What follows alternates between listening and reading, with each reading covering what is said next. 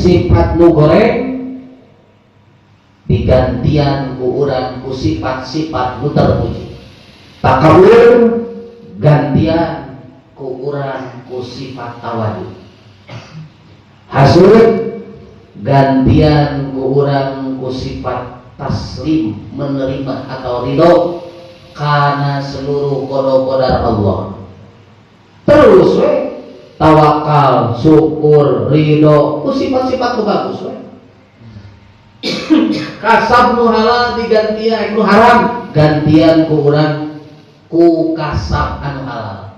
Nah, dina nalika ku urang akhlak-akhlak anu goreng geus mulai digantian ku akhlak-akhlak nu terpuji, maka dirinya urang pasti bakal menang ketenangan hati, bakal menang tentrem hati.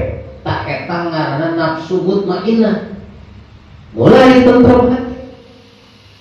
Tak ieu nafsu mutmainnah,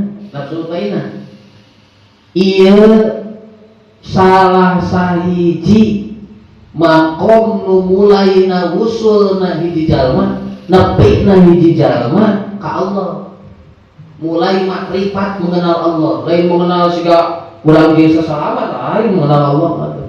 Kayak diterangkeun di payun. Tapi sanajan geus nafsu mutmainnah urang ge, eta setan tetep asup kana nafsu. Si iblis tetep bakal asup kana nafsu. Wal kosong tina sifat-sifat anu hina tadi teh atan goreng. Tah tetep we urang geus mulai ikhlas, diasupkeun supaya teu ikhlas. Diasupkeun sifat ria, diasupkeun sifat bubur riasa, diasupkeun sifat ujub, terus we perah dirinya.